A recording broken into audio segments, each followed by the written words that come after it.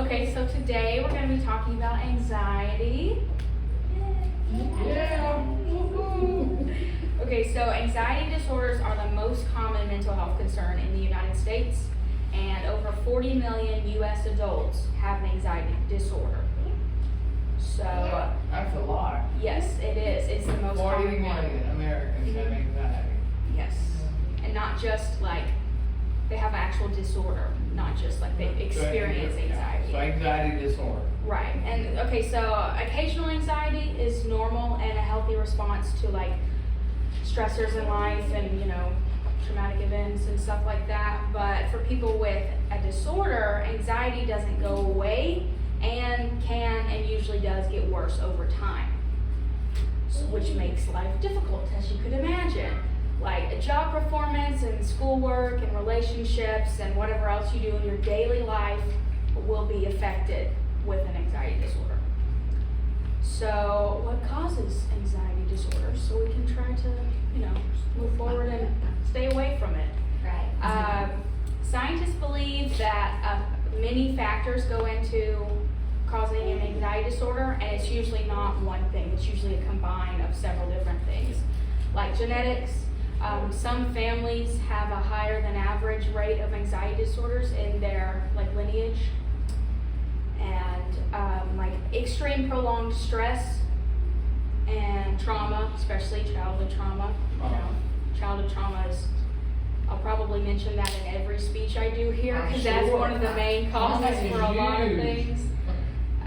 Yeah, and then having a severe or chronic health condition in your body that can cause anxiety a lot, like an anxiety disorder, because you're constantly like worried and kind of sometimes even in pain, and you're worried that whatever you do, you don't want to cause more pain. So like that over and over, kind of like building that type of mindset as a habit, it can lead to anxiety disorders. I could see where that would be a problem. Having chronic pain and then knowing that if you have to go somewhere and then so you're going to get anxiety ridden because it's going to cause the pain to be worse. Exactly. And anxiety disorders usually, well not usually, a lot of times occurs with other mental health conditions too, like depression, substance use, ADHD, eating disorders, and sleep problems are very common with people that have anxiety disorders. So symptoms. Most people develop symptoms of an anxiety disorder before the age of 21.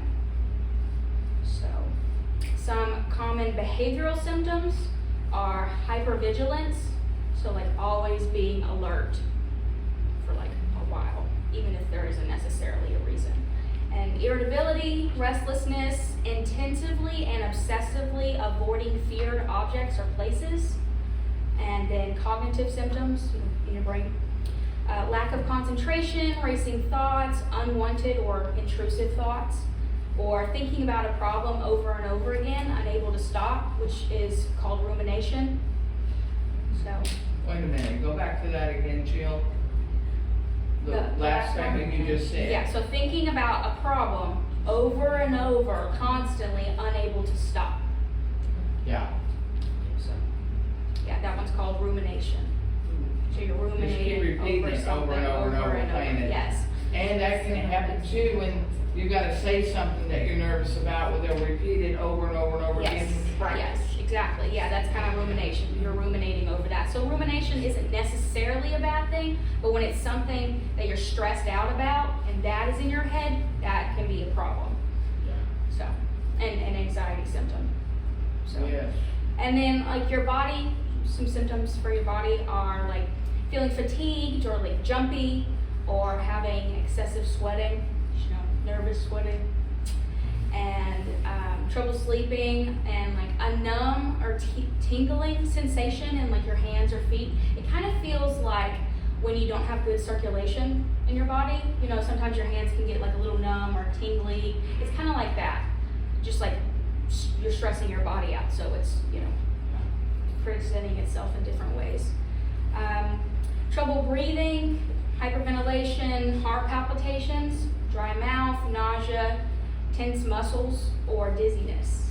Those are all symptoms in your body that can be caused caused by anxiety. And you said insomnia? Yes, yeah, insomnia. Yeah, Okay, definitely, good. that's a big one too. It's very common. And then some emotions you might feel are panic, uneasiness, or fear of danger, feeling anxious. Most people know what that means. Yeah. So, diagnosis. Physical symptoms of an anxiety disorder can be confused with other, like just health conditions in general, like heart disease or hypothyroidism. That's kind of why when, like you hear, or at least I hear a lot of times that people will think that they're dying and they call an ambulance and then they get there and realize that they're not having a heart attack, they just had an anxiety attack. So that's kind of goes in with that. Happens a lot. Right, and especially people who've never experienced anxiety or haven't been around someone that has an anxiety disorder or has panic attacks, you have no idea what's going on because you're like, there's a pain in my body and it's very severe and I'm very stressed out, so there must be something, like I'm having a heart attack or something.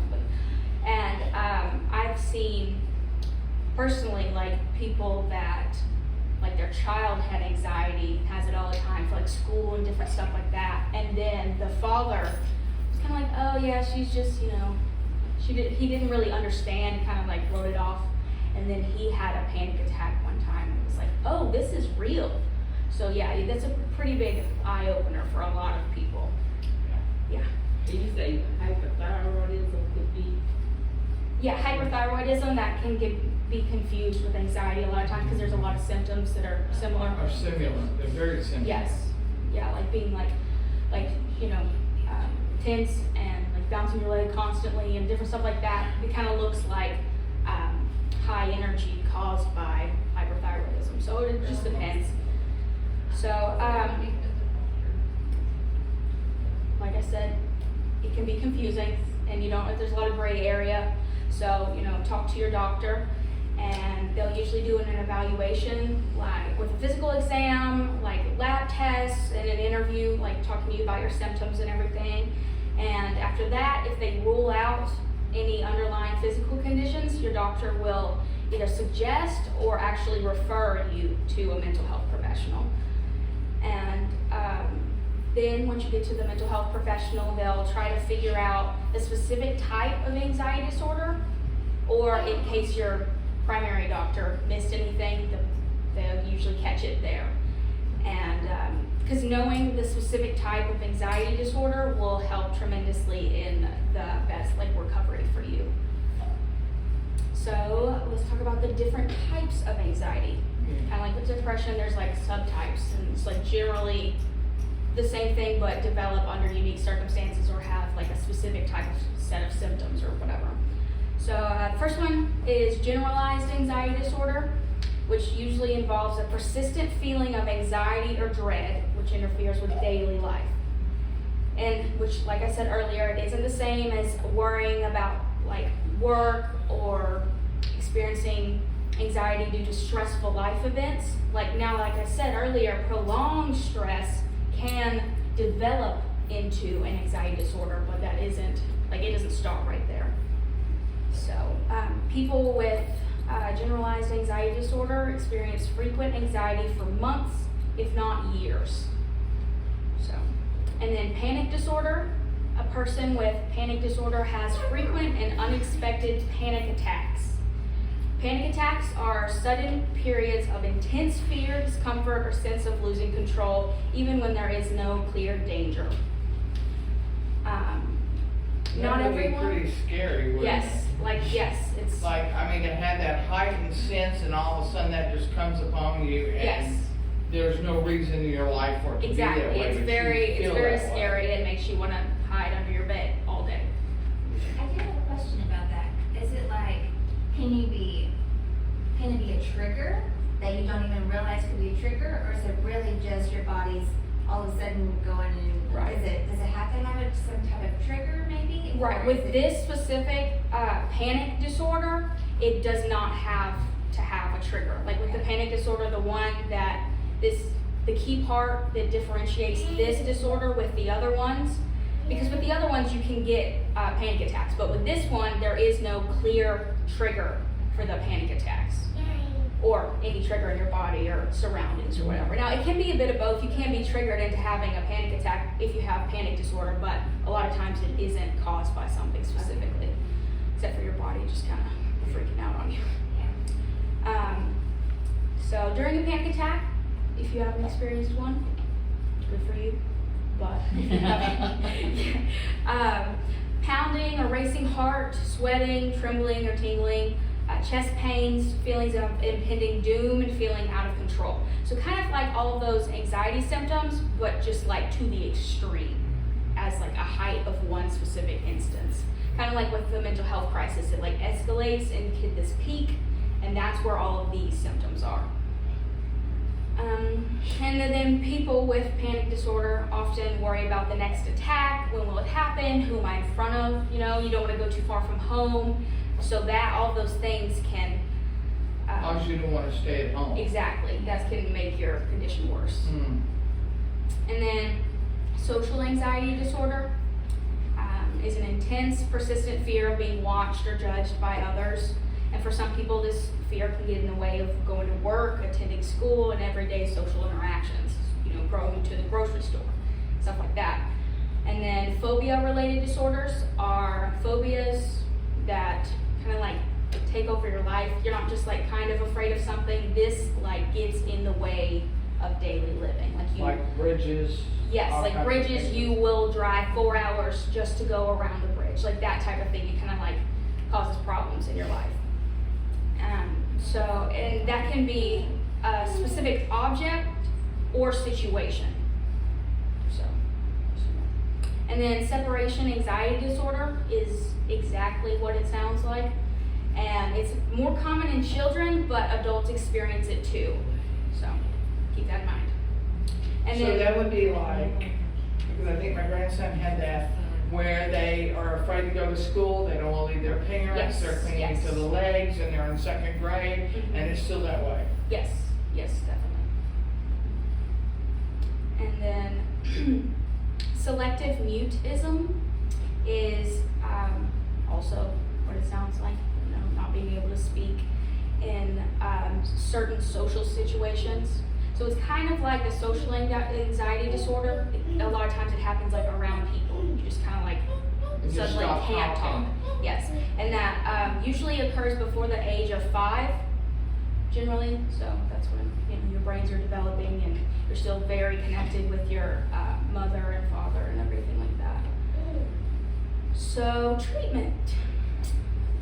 The best treatment proven to be the most effective for people who have an anxiety disorder involve a combination of psychotherapy and medication. I almost said meditation. We're not there yet. That does help. meditation. Okay. Okay, so cognitive behavioral therapy, CBT, which is the most common type of talk therapy. Psychotherapy is talk therapy.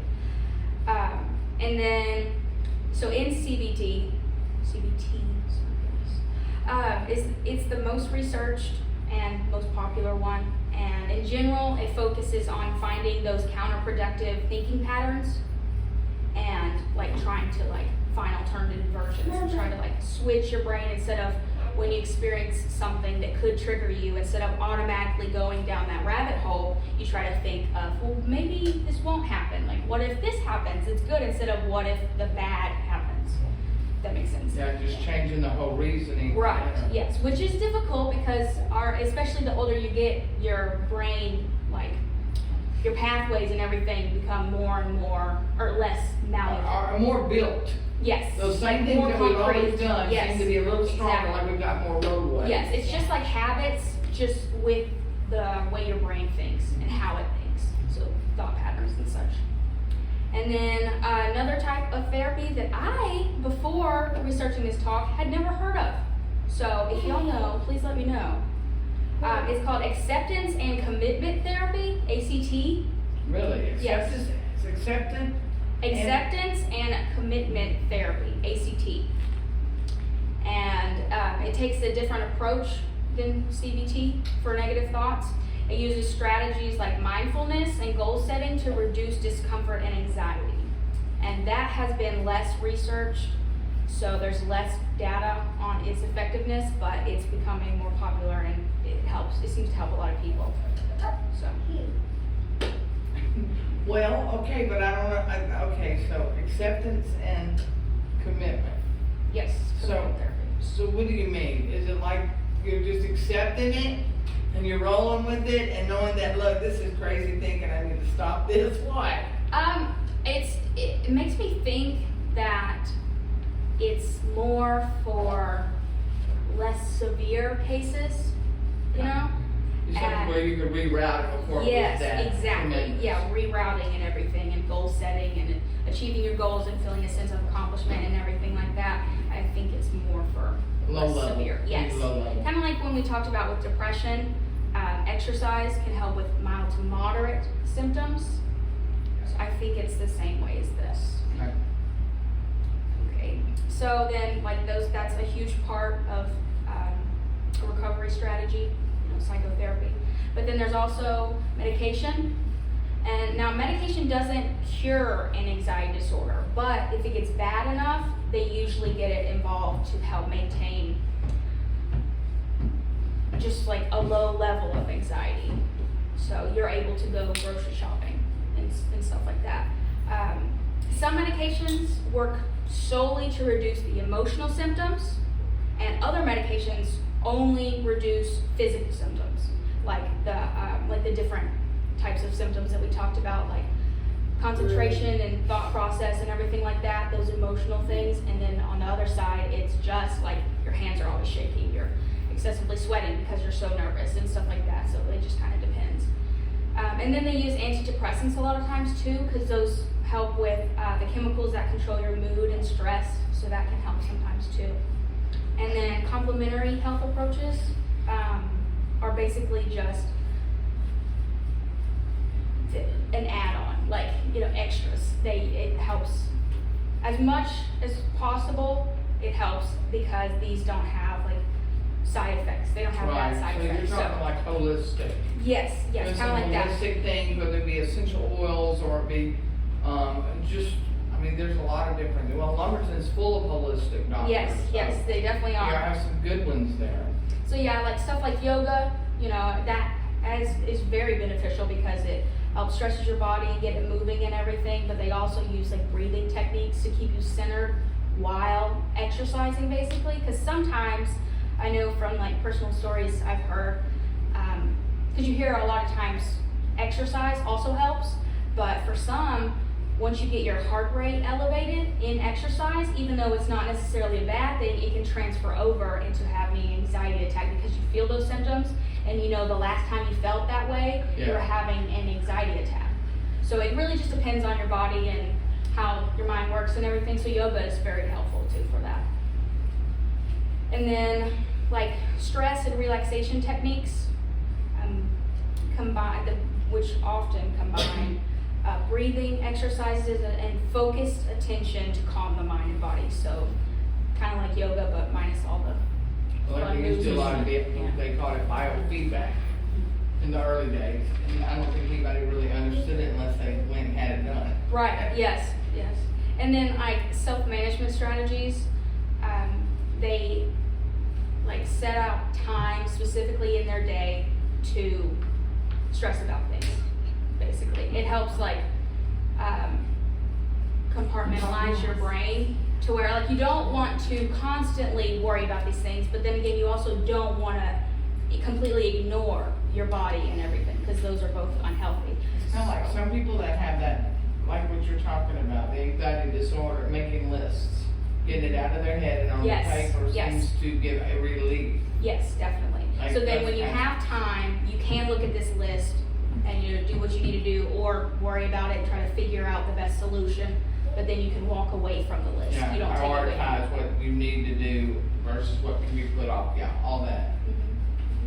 Yeah, so like I said, anxiety disorders can impact even the smallest details of life, and it's important to get help and to learn how to have hope in the difficult times. So, because a lot of people will think that I haven't had a panic attack in 3 days, so I must be good now. And then they have a panic attack and they're like, I'm a failure. They kind of spiral into that. And so it's important to try to like know that the panic attack will end, or the heightened emotions will end. So like kind of having that like forward thinking instead of like, I'm in this forever, if that makes sense.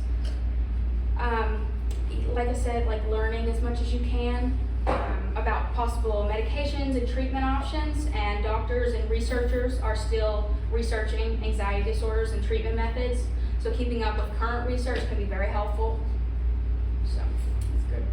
And then also learn about your triggers and stressors and adjust accordingly. Like, now don't go overboard and never leave your house, but like if large groups make you nervous, go to like the park on a like out of the way bench and sit there, so you're kind of far away but you're still doing something.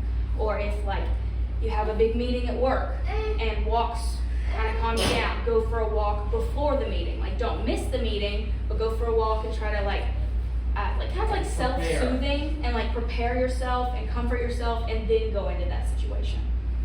And then partner with your healthcare providers and be very like completely honest and open with them, because that is the best way to do it. You know, don't be afraid to say, this did not work, fix it, you know, because sometimes that happens. And try and stay healthy. It's hard. Yes, it definitely is. Try and stay healthy. Exercising and everything like that has reported that it can help with symptoms. But like I said, you know, just be very aware of your body. And if you start to feel like you're freaking out at the gym or working out, just take a step back and realize that you're not a failure for not being able to do that or not wanting to do that today, and go do something else. And like Tai Chi or yoga or meditation are also very helpful. You know, just like trying to center yourself and center your mind.